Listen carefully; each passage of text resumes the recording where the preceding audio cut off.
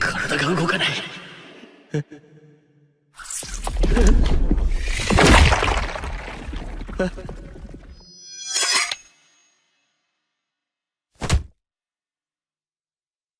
終わりじゃよ。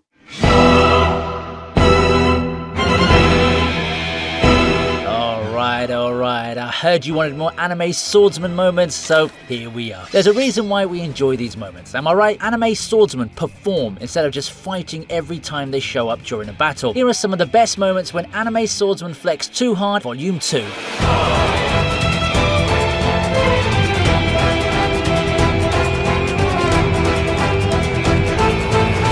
Sliding into the Fate universe, we've got one of the nastiest showcases of raw power and swordsmanship. Saber Alter versus Berserker in Heaven's Field 2 Lost Butterfly.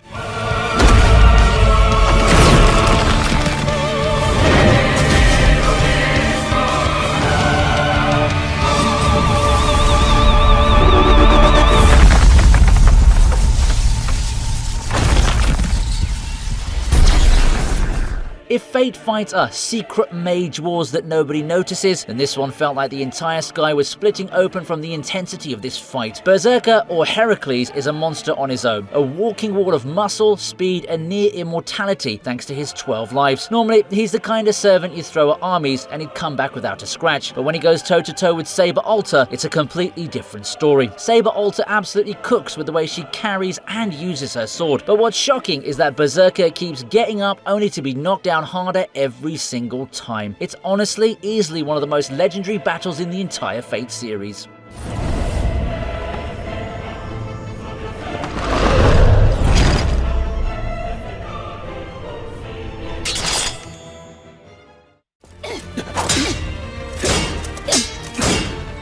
Next is Beryl's fight against Rose, from Old Country Bumpkin to Master Swordsman.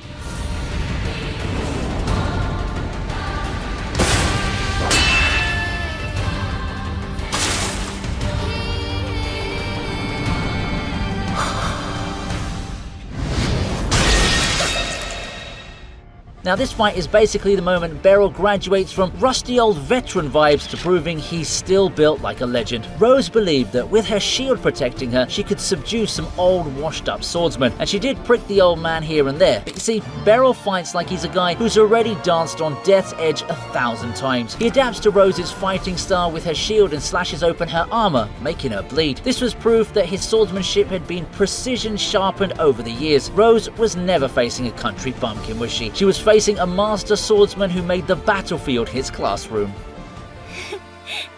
やっぱり先生は強いですね。普通の剣でも多分負けてましたよ。 Up next we have Goemon, the OG swordsman from Lupin III.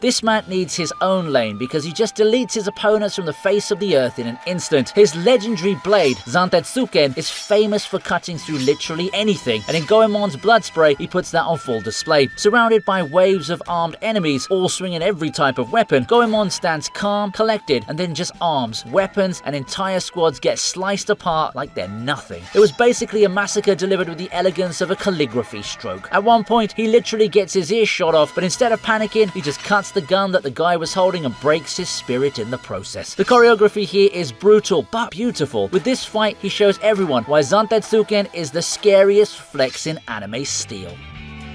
いつでも来い。なめるなよ。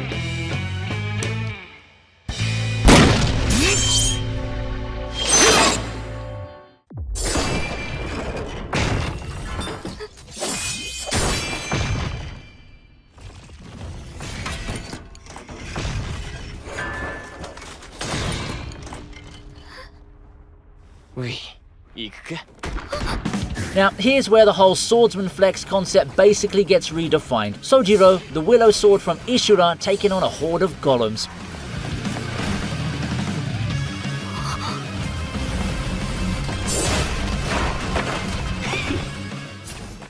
On paper, this looks like an impossible matchup. Massive stone monsters, tough as hell, durable enough to shrug off normal weapons. But Sojiro isn't a normal swordsman. He's the swordsman. The guy doesn't even bring a proper blade to the party. He's using a blunt sword against those sturdy golems. Doesn't matter what weapon he's holding, because his mastery, intuition, and precision turn anything into a perfect killing edge. In that moment, Sojiro proved why he's one of the scariest swordsmen in modern anime.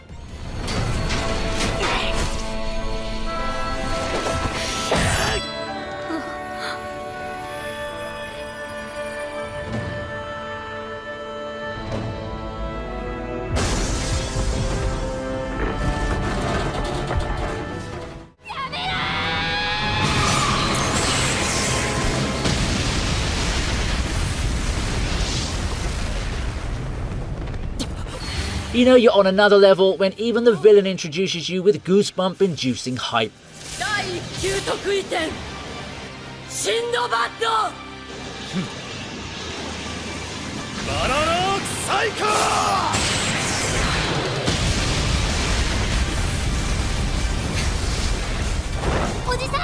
That's exactly how Sinbad shows up in Magi. He literally drops lightning from the sky. One swing of his Jin-empowered sword calls down a thunder strike on the medium, blasting it in a way that makes everyone on the battlefield stop and stare. And here's where it gets legendary. It's not even the heroes hyping him up, it's the antagonist introducing him with reverence as the great King Sinbad. When even the villain acknowledges your greatness, that's pure dominance. And the flex doesn't stop there. He doesn't come alone. Behind him are the metal vessel users of the Seven Seas Alliance, marching in like the ultimate backup squad. So yeah, when Sinbad showed up, he reminded the two nations that when he arrives, the fight's already decided.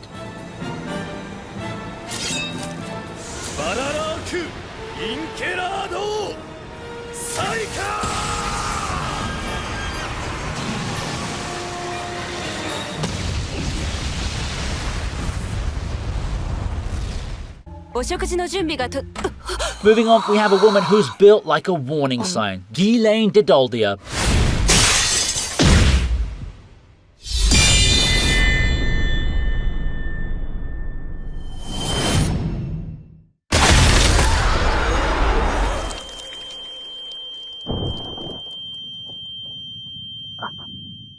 She's a beast woman, a sword master, and the kind of mentor who'll kill you in training if you blink the wrong way. But the time she absolutely erased two kidnappers trying to snatch Rudius and Eris was her flexing the difference between mercenary thug and real swordsman. Before they even process what's happening, Ghislaine is on them like a storm with a deadly sword. In one heartbeat, their weapons are useless. In the next, they're bleeding out and completely destroyed. She dismantles them so quickly, it feels like they never stood a chance. This woman just needs a single strike of her sword to prove why in the world of swords, she's an absolute beast.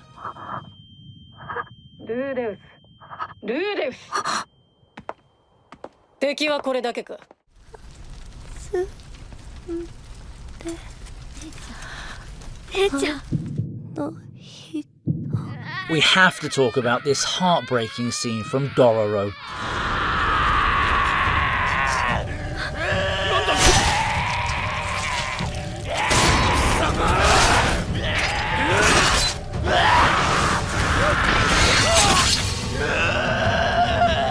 Up until this point, Hyakimaru's journey had been all about slowly reclaiming his stolen body parts, one demon at a time. But when he meets Mio, a gentle woman who looks past his scars and even sings to comfort him, he experiences love and warmth for the very first time in his life. But then, it all gets ripped apart. The samurai massacre Mio and the children she cared for, and Hyakimaru completely breaks. He tears through an entire group of soldiers in a frenzy, treating them not as men, but as demons who stole the one person that gave him hope. He becomes a storm of steel, slicing through dozens without slowing down. His pain made his sword unstoppable, and his vengeance left nothing but silence.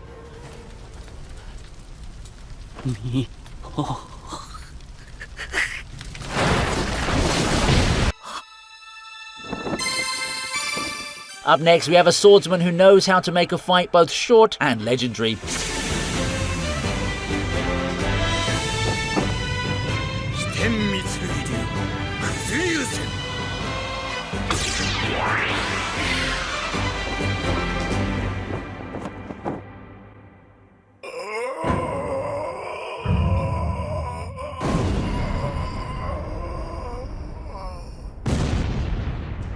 You see, Yahiko is about to get crushed by this mountain of a man, literally a giant wielding a sword the size of a house. And then Hiko shows up draped in that massive cape that probably ate half the anime's budget. He steps in like it's no big deal and instantly takes control of the battlefield. The fight itself is pure disrespect. Fuji is supposed to be unstoppable. Like, bro literally looks like a nightmare to everyone else. But to Hiko, he means nothing. He unleashes the Kuzu Ryusen, a move so powerful it breaks Fuji's blade and leaves the giant completely humbled. He doesn't kill Fuji. Instead, he schools him like a teacher correcting a student, showing that true swordsmanship isn't about brute force, but mastery and control. What an absolute legend.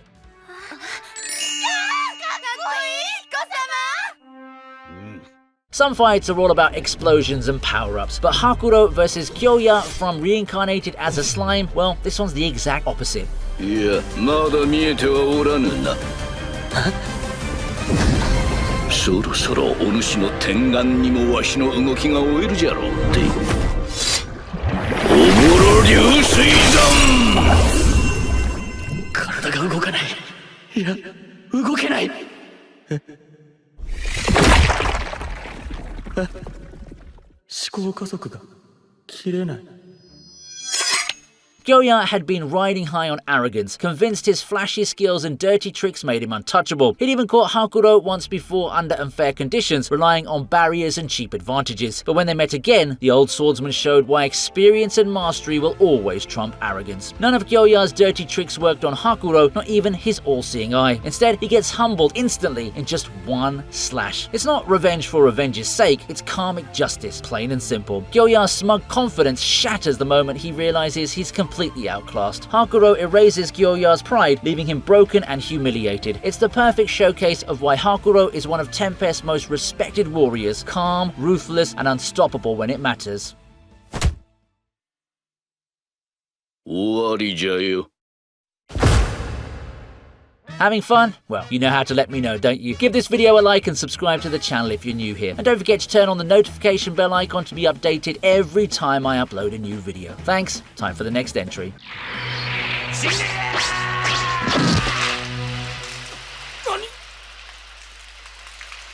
And speaking of swordsmen who make their blades feel like pure disrespect, we can't skip Hiei's Sword of the Darkness flame in Yu Yu Hakusho. 演殺剣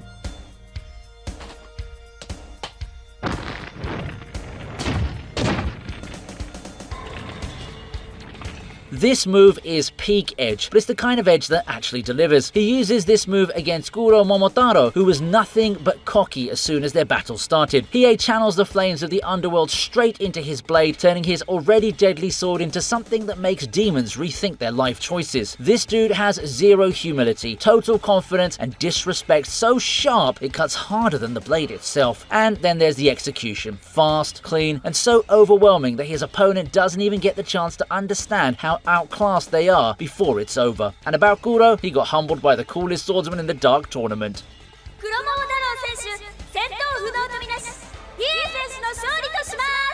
When people call Vice Captain Hoshina the Levi Ackerman of Kaiju number 8, this fight is exactly why that happens.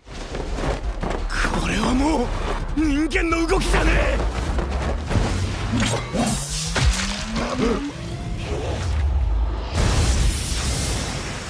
見えない刃の二連撃霞打ち三連撃取った The moment this man was introduced in the series, it was crystal clear that he's built different. And against Garfgar's Kaiju number 8 form, we get to see exactly why. Garfgar, who's in a complete panic state, tries to avoid getting chopped. And on the other hand, Hoshina treats the battle like a personal playground, unleashing swordsmanship so sharp it feels like he's dancing on the battlefield. Personally, I found Hoshina's style so buttery smooth. This fight was also well animated. Hoshina's fighting style is so controlled that Garfgar looks like he doesn't even stand a chance against him, not in a million years. うわ逃がした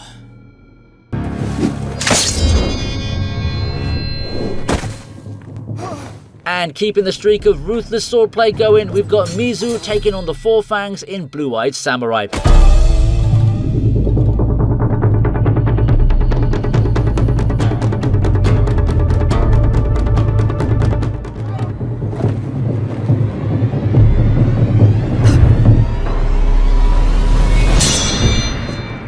This fight seriously hits hard. 4 deadly assassins, each with their own unique style and lethal skills, surround Mizu with the clear intent of ending her journey right then and there. But what they don't realize is that they probably should have brought more than just 4. The 4 Fangs try to overwhelm her with numbers and an ambush, but a sword becomes an extension of pure discipline and rage. The choreography here is nothing short of breathtaking, and Mizu just proves herself to be a beast. She dismantles 4 assassins who were supposed to be elite killers, and she does it with such controlled fury that it feels more like an execution than a battle.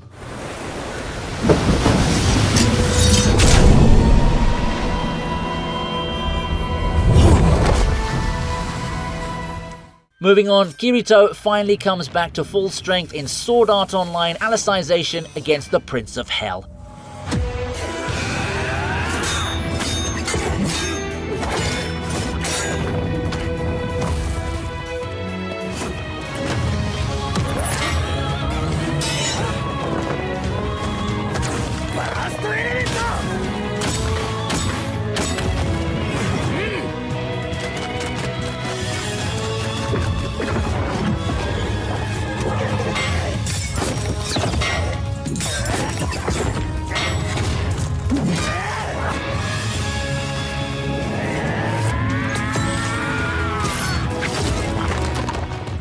After being stuck in a wheelchair for months, seeing him rise with both the Night Sky Blade and Yu-Gi-Oh's Blue Rose Sword in hand hits like a thunderbolt. It's the return of the one-man army Kirito all of us had been waiting for. POH, who thrives on cruelty and chaos, comes at him with relentless bloodlust, but Kirito's calm, calculated swordsmanship is on a completely different level. The dual-wielding sequences are so fine, and then comes the most satisfying moment. Kirito trapped POH in the Giga Cedar Tree, a callback to the very beginning of Alicization. This fight works not just as a spectacle, but as closure. It's Kirito reclaiming his strength, honoring Yu-Gi-Oh's memory, and serving karmic justice to one of SAO's most sadistic villains.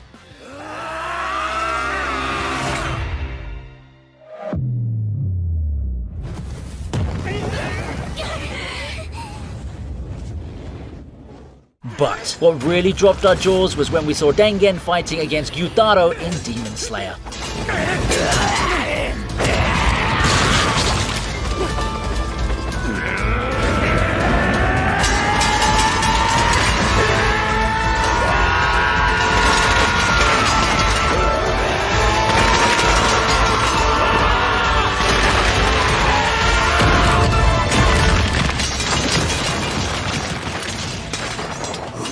Everyone forgets how he was in the worst possible position during his fight against Gyutaro. He's poisoned with only one eye and arm left, yet he still moves like a machine, and the way he flexed with those chain dual swords is just legendary. His sound breathing was basically a cheat code. Instead of flailing around against Gyutaro's flying blood blades, Dengen was literally reading the rhythm of his attacks. Even while bleeding out, his swings were sharp, flamboyant, and precise, like he was putting on a deadly performance. And let's not forget that he was fighting an Upper Moon who could shred Hashira level opponents while simultaneously protecting Tanjiro and coordinating with the squad. Ufotable really turned this fight into a straight visual firework display, and Tengen made sure the spotlight never left him.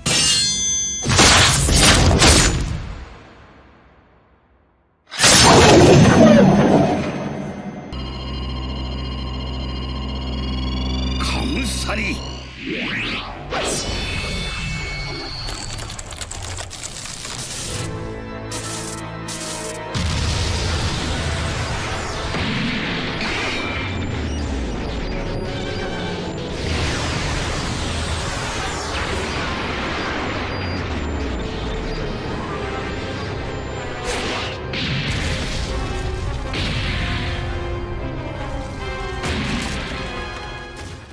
Kid came in with all the confidence in the world, charging up his damn punk like it was about to rewrite history. But Shanks, with that terrifying observation haki, saw the future, read every outcome, and decided he wasn't about to let his crew or the island suffer. He closed the distance in a blink, coated his blade in Conqueror's haki, and unleashed Roger's legendary attack, Divine Departure. The pressure shattered Killer's blades, blew Kid's ship apart, and dropped them both instantly. Shanks didn't mock Kid or toy with him, he treated him as a genuine threat and devastated him in one strike. It was humbling, brutal, and the perfect showcase of why Shanks is feared without even having a devil fruit. One swing, and the red-haired legend turned a supernova's dream into dust.